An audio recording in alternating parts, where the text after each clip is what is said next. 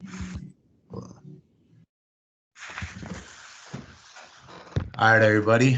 Uh, this is Smart Finance Moves. We're back. It's been a long time since we made an episode today. We're here with Dre and Mikey. Tell everybody what's up. What's Going going on? on? Where you're from, Mikey?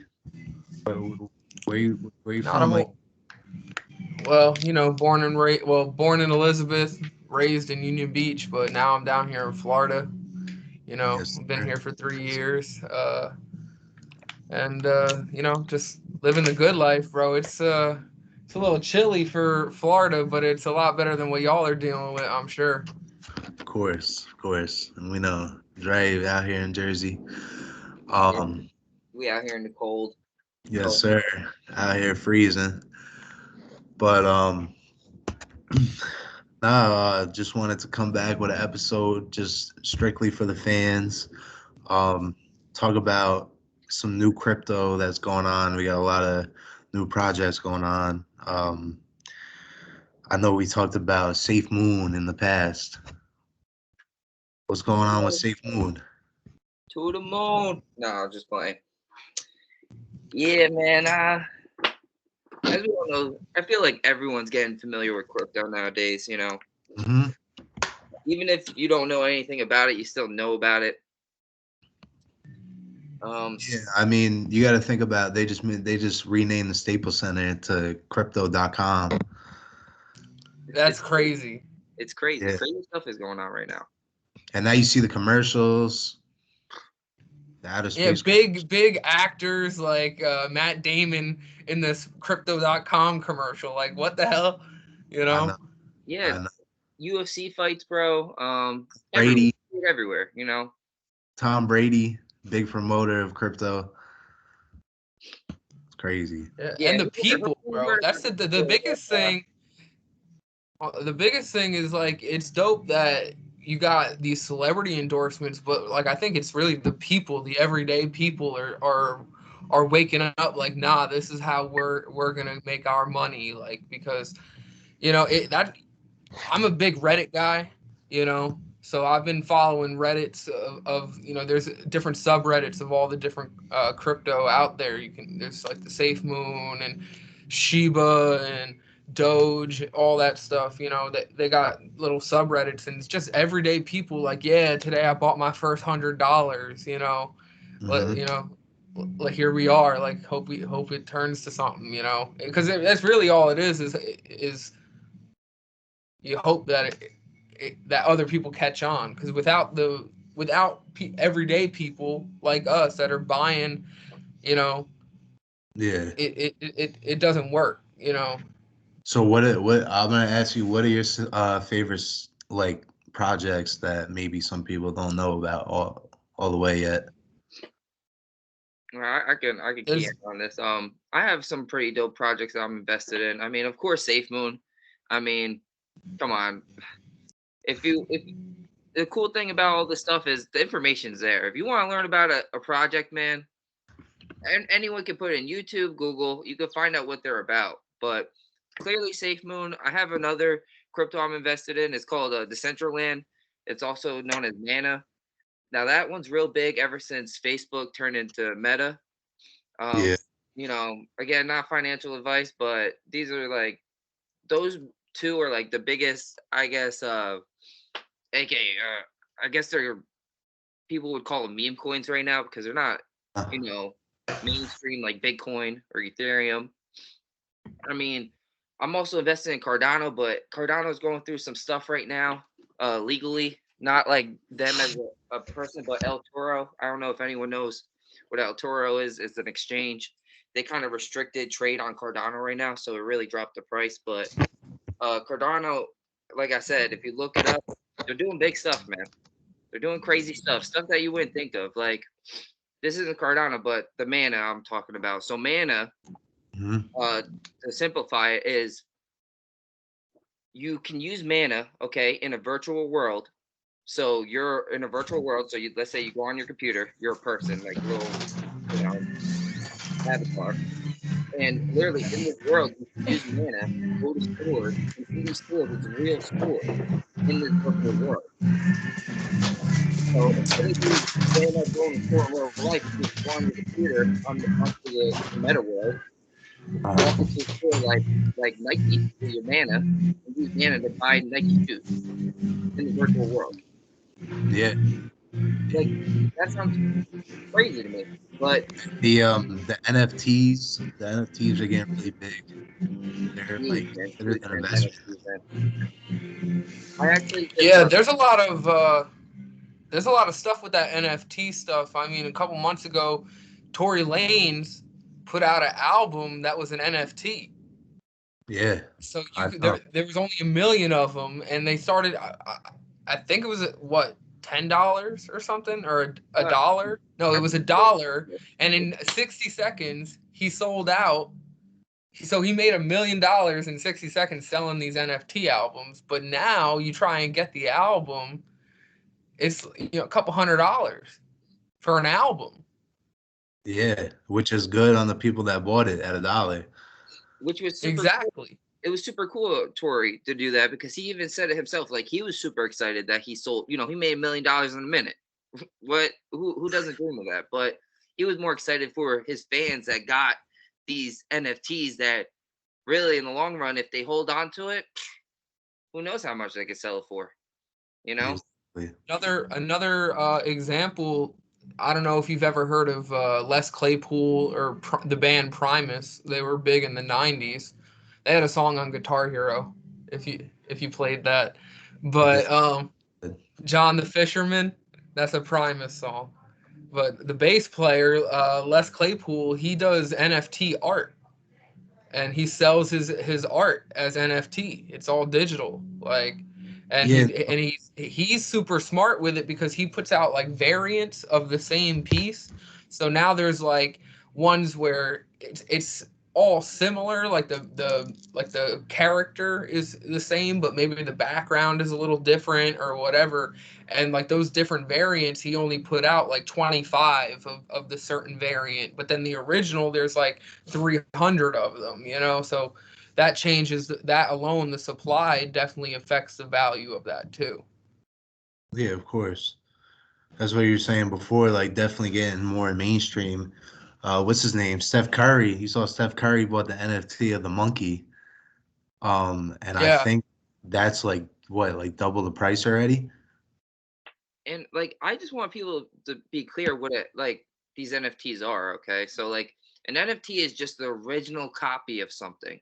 So for example, to make it simple, so let's say you're looking for a background for your phone. Usually you would look up whatever background you wanted and you screenshot it and put it as your phone.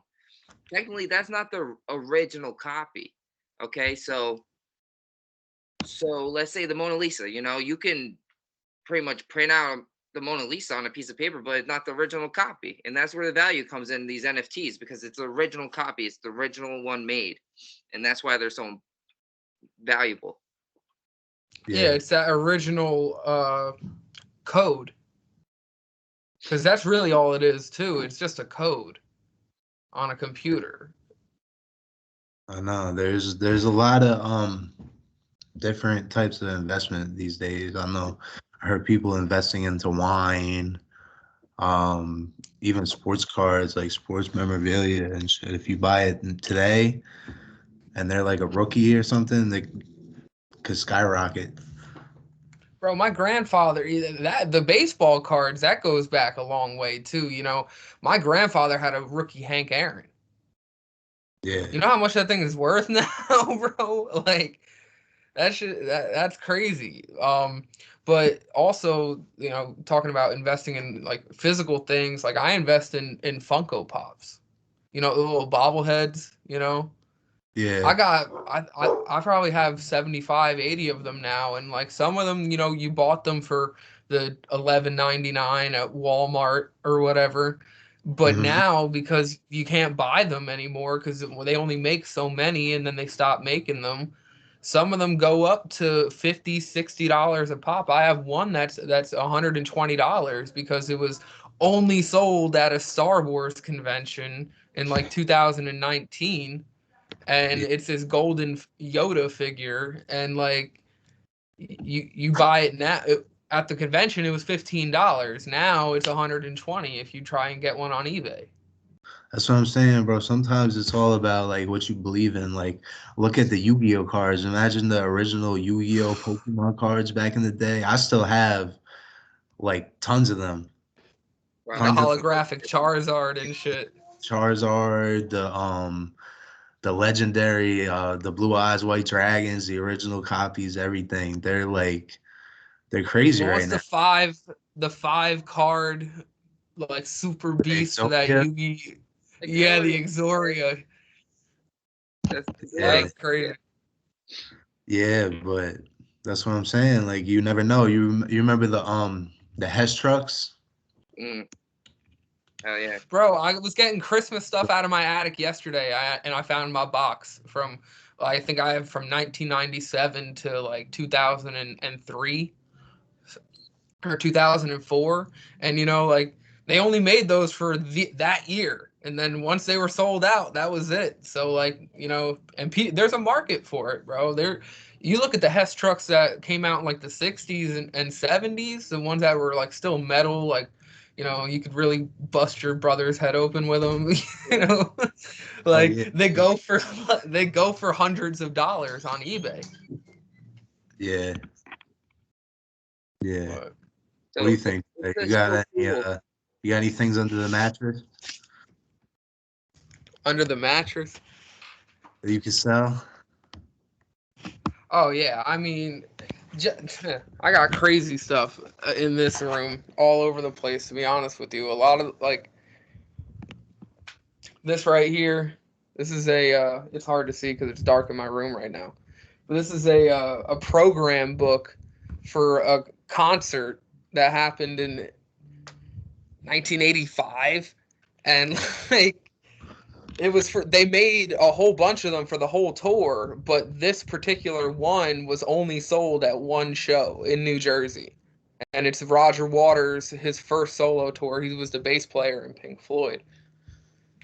And this tour had Eric Clapton. So if you know anything about music, Eric Clapton was in the band with him.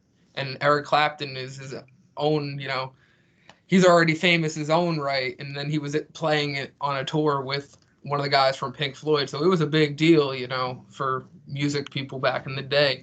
But that's what that is right there, is a tour book that, like I said, it was only sold at that one show.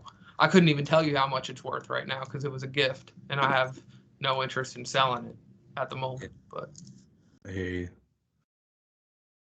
Dre? guitars. Bottom line, bro, it's just crazy how collectible items have evolved from physical to digital. Of course, yeah. Like, Definitely. Yeah. And if you think about it, I hate to say this, but if you think about it, wouldn't a digital copy be like, because it's more secure, number one, it's not going to get damaged at all. Like, it's hard to steal. So it might be the better option, like in terms of holding your stuff, because it's also going to hold your stuff for as long as you want it.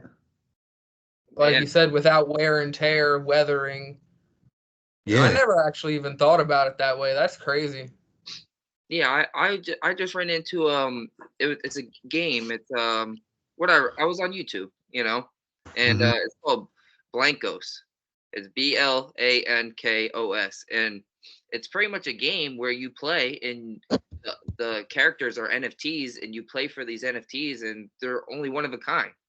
So either you can go play the game, collect them, or you can sell them, you know. And like you said, they're not gonna get ruined. You know, your dog's not gonna come up and eat one of these bad boys. You know. You don't got to worry about anyone breaking in or stealing your stuff, a fire. Or... Yeah, you're not gonna have a little nephew or niece or one of your relatives come up in your room like, oh yeah, I opened this package.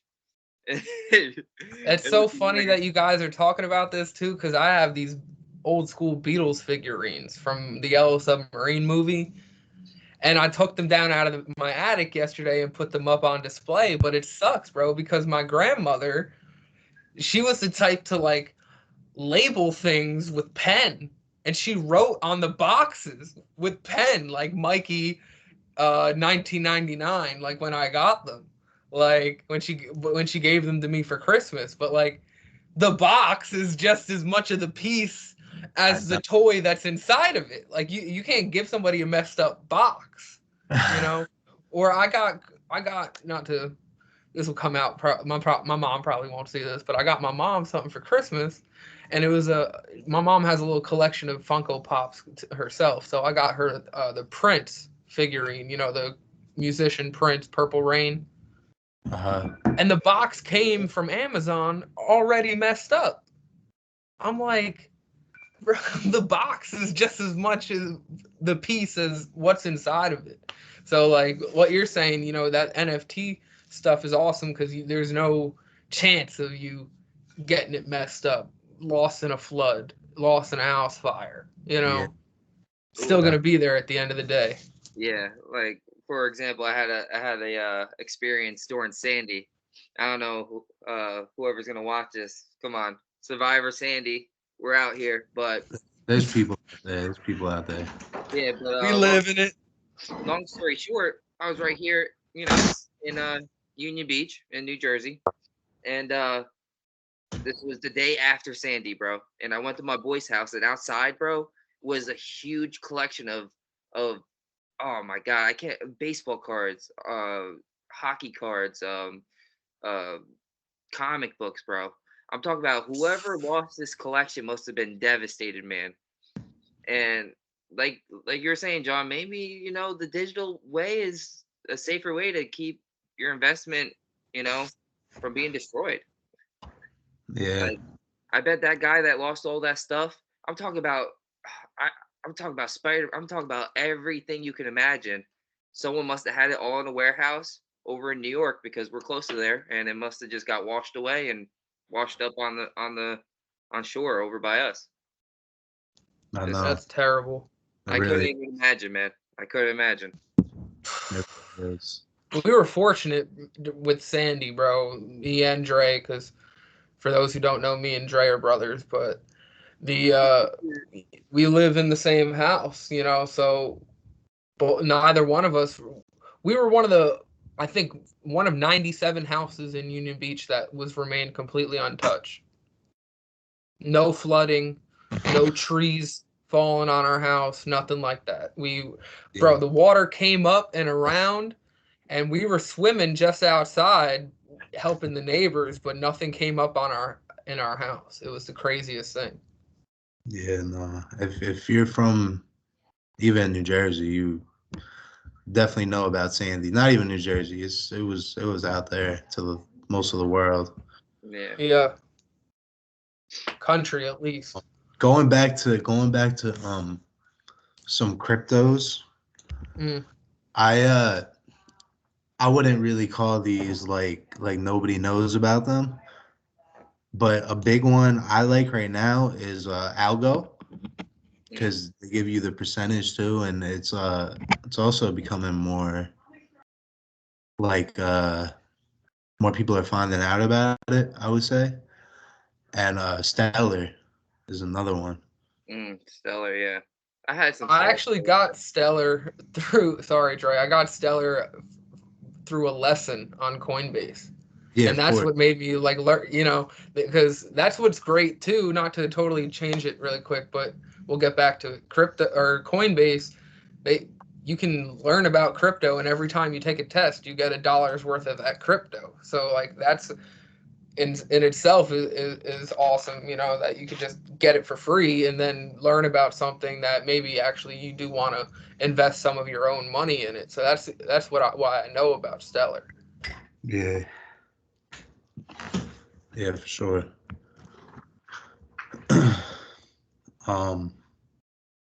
You, Mikey, you got anything you've been looking at lately, buying into? Well, we have, just because we haven't touched up on it yet, SafeMoon's doing a lot of really big things right now. Because they have a V2 token that people are speculating that it'll be dropped by the end of the year, which basically one one token of the V2 is going to be worth 1,000 of the V1. So it's going to make the price of the V2 token is going to be it's going to drop some zeros in the price. Yeah. And the big thing which all. Sorry, the big thing about that being such a big deal is because if you don't know about SafeMoon has a 1 quadrillion supply, okay, which is a huge number, and what they do, because there's different type of tokens. So SafeMoon is a DeFi token. So how this token works is all the tokens are made at once. There's no you can I don't know who's gonna be watching, but Bitcoin, you can mine Bitcoin, so you can make Bitcoin.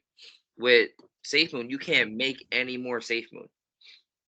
Okay, so what the DeFi token does is it started at 1 quadrillion, and what they did, they destroyed, X amount of trillion coins, which in the long run is making a less supply, which is equaling to more per coin, more per price per coin. So what they're gonna do is, so instead of having 1 quadrillion supply, when they do the consolidation from V1 to V2, we're only gonna have a supply of 1 trillion. So it looks more, I don't know how to really explain it, but to these bigger exchanges. So an exchange is like a store you would go to buy crypto. It looks more of like a reasonable use case because there isn't such a huge supply. And that's like the main It legitimizes the coin more by having less supply of it. The exchanges, it'll encourage other exchanges like Binance and Coinbase, to host SafeMoon and to sell SafeMoon through their exchange.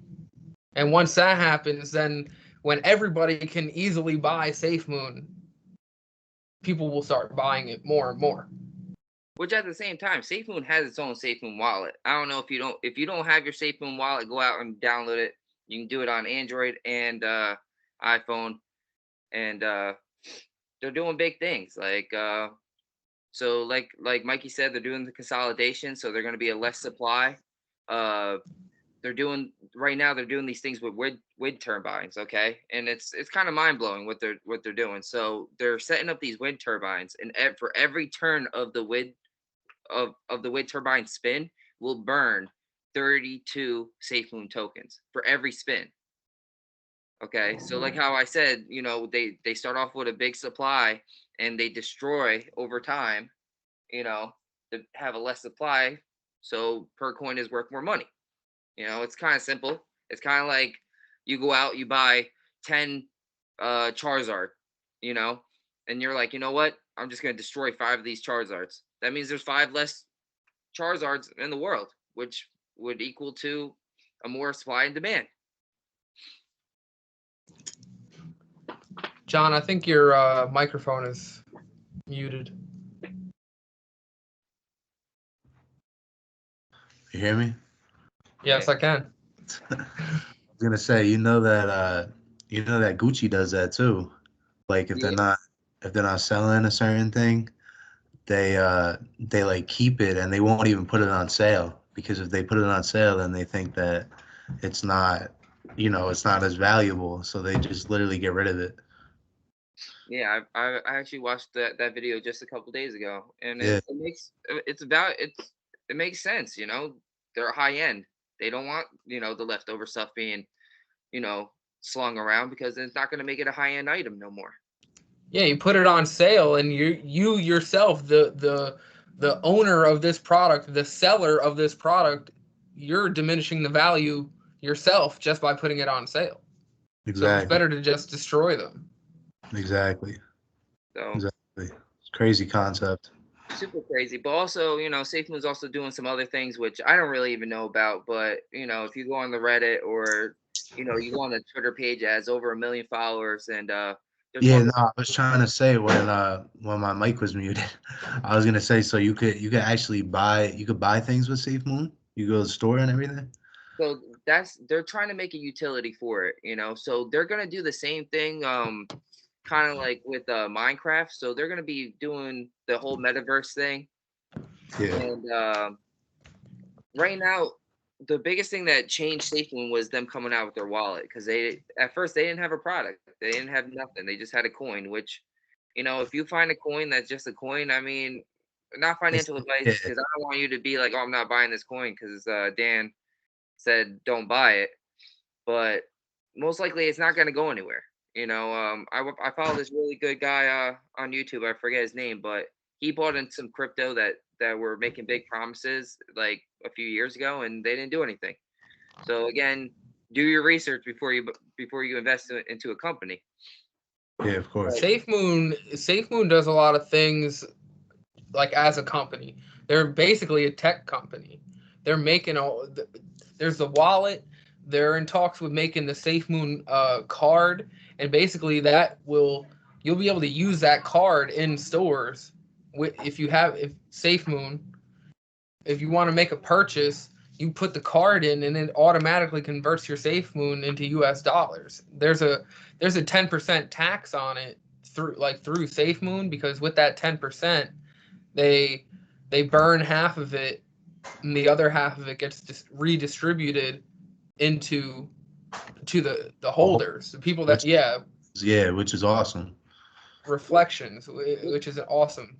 Which they have been talking about. If it does have a higher use case of that, they will most likely take away that tax. Okay, so right now they're only really doing that for people who day trade, which day trading is buying crypto and then pretty much selling it at a higher price. You know, very simplify it, but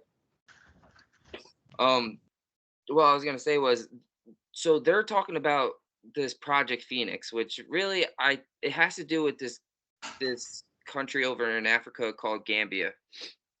And what they're trying to do is they're trying to make SafeMoon a legal tender over in Gambia, which would be super big. You know, it's like the same thing with Salvador and Bitcoin would be SafeMoon in Gambia. And I mean, this is just speculation. What I think they're gonna do is that they're gonna put all these wind turbines, like I was talking about before, in Gambia. It's gonna create electricity, and what SafeMoon wants to do is the electricity that they're producing is they want to sell the electricity. Okay. Now they haven't really came out, but there has been, you know, talk here and there. But what they want to do, they want to sell electricity to the people in Gambia, because there's a lot of places in Gambia that you go there isn't electricity, there is no internet, nothing like that. So what they want to do is they want to build these, you know, wind turbines. They're going to produce electricity, and then people in Gambia can use SafeMoon to buy electricity.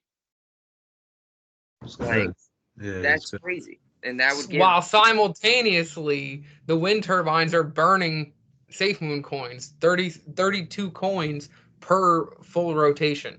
Exactly. Making the value of the coin go up.